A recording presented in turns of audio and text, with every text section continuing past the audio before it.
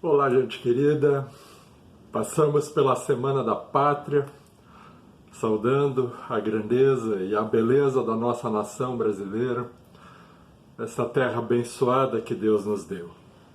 Tivéssemos nós o mesmo apreço que tem o povo de Deus por Sião e Israel pelo seu chão, como nós lemos nesses salmos todos, certamente nós estaríamos em uma condição também melhor.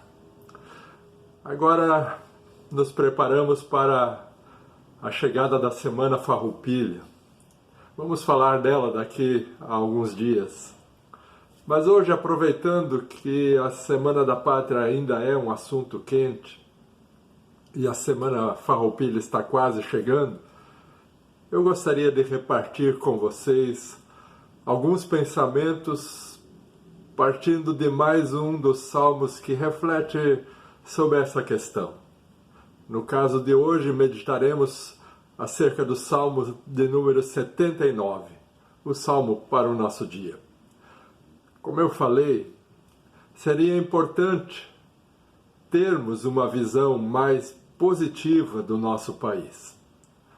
Sei que às vezes é difícil, pois os nossos erros e desilusões são tantas que parece que nos impedem de superar uma visão negativa. Eles também são muito evidenciados pela mídia, que nos passa a sensação constante de não termos jeito, que não há cura para os males que assolam o país. E eles não são poucos, como todos nós sabemos. Creio que o mais sensato e o caminho a seguir seria o caminho do equilíbrio. É sabermos reconhecer e saudar as coisas boas deste país, nos alegrarmos com os seus avanços e progressos, sem nos esquecermos dos seus problemas, sem tapar o sol com a peneira e fechar os olhos para as grandes lacunas que se perpetuam. Creio que nós temos avançado em muitas áreas, em termos de infraestrutura, de produção, de exportação, enfim, se há muitas empresas estatais obsoletas, por exemplo, e das quais há muito o Estado deveria ter se livrado, há muitas outras bem importantes e interessantes, como é o caso da Embrapa, uma estatal que há muitos anos se dedica à pesquisa e certamente devemos a ela o grande desenvolvimento do campo. A sua pesquisa e trabalho gerou um crescimento ímpar para a nossa agricultura e pecuária, a ponto de literalmente ser a salvação da lavoura do país, falando economicamente, nestes últimos anos. Sem dúvida, precisamos olhar com mais atenção e mais cuidado para uma outra área, que é a do ensino. O ensino precisa se tornar na grande prioridade desse país, para termos um futuro melhor. E neste processo todo, famílias e governos precisam se aliar, pois creio que educação, em grande parte, se dá em casa.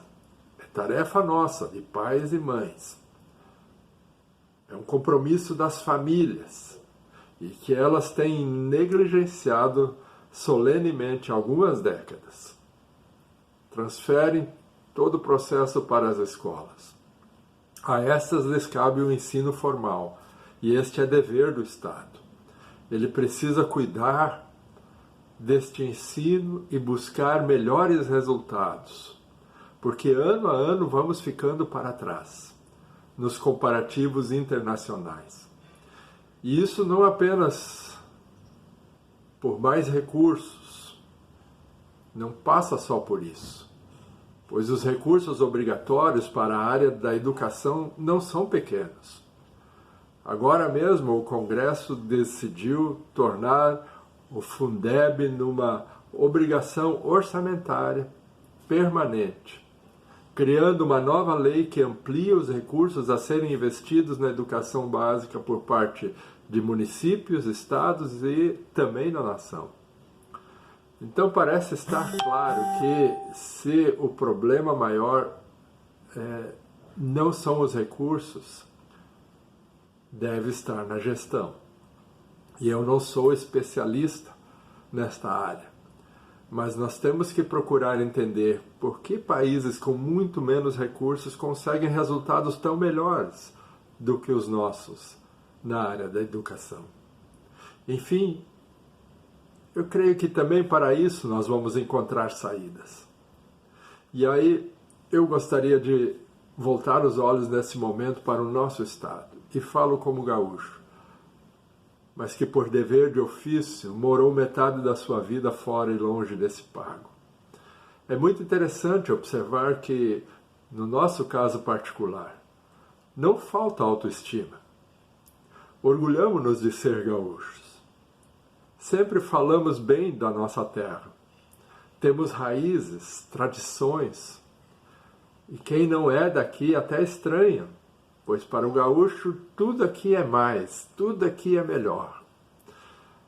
Temos até a maior revolução do país. Perdida, é verdade, mas que celebramos todos os anos.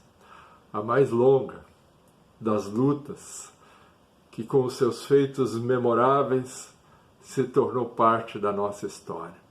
De tal forma que mesmo sendo daqui, certo dia quando eu passei pela orla do gasômetro vindo em direção à Zona Sul e olhei para aquele acampamento que havia surgido do nada ali, eu me assustei.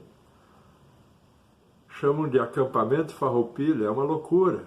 Aquele cheiro de costela gorda, as danças, os festejos, enfim, do nada tinha aparecido uma cidade naquele lugar. Eu não conhecia isso. De fato, ninguém fora daqui sabe o hino do seu estado como nós sabemos. Em poucos lugares do Brasil se cultivam tanto as raízes e tradições como por aqui. E isso é muito legal. Falo que sou gaúcho com orgulho por onde eu ando. Muitas vezes, ao me encontrar com outros gaúchos em plagas distantes, no dia do 20 de setembro, nós paramos para juntos cantarmos o hino do estado. Mas hoje, devo admitir que há muita ufania nisso, porque olhamos muito para o passado, cultivamos as belas tradições, o que é rico, bom e bonito, mas isso não deveria nos levar a descuidar do presente e do futuro, como está acontecendo. Esta mania de grandeza não combina com o nosso presente e deixa o futuro bastante incerto. É só olhar em volta e ver como nós temos ficado para trás, comparando com outros estados. Como chegamos a uma situação tão precária, com tudo o que temos e o que nós somos. Se olharmos o Salmo 79, vamos perceber que é isto que Israel vivia no momento em que ele foi escrito. Viviam do passado, das suas glórias pretéritas, porque haviam abandonado ao Senhor. Agora, na mais profunda aflição, clamam para Deus, para que Ele dê paga aos seus inimigos. Pois as nações vizinhas se avantajaram sobre eles, os reduziram ao pó, profanaram a sua herança, nas suas bocas viraram motivo de piada, devoraram a Jacó e assolaram as suas moradas, como diz o Salmo 7. Se vocês lerem bem o Salmo, verão que algo é recorrente. Não há reconhecimento dos seus erros. Não há uma confissão de culpa. Pelo contrário, a culpa sempre parece ser de Deus. Assim ele diz no verso 5, até quando, Senhor? Será para sempre a tua ira? Arderá como fogo o teu zelo? Levanta-te e mete o pau neles. Que interessante, né? Não há um meia-culpa. Não olham para os fatos tentando entender o porquê chegar até ali naquela condição. Não há uma correção de rumos e um pacto por uma mudança. Me lembrei de um antigo hino que diz: a começar em mim, quebra corações, para que todos sejamos um como Tu és em nós, Deus. A começar em mim. A atitude por uma mudança tem que começar sempre em nós, de dentro para fora. Pensem nisso. E também diante desse cenário pandêmico que nós vivemos. Há o que mudar, do que nos arrepender, por onde começamos. Que Deus nos ajude e nos socorra dentro dessa reflexão. Um grande abraço a todos.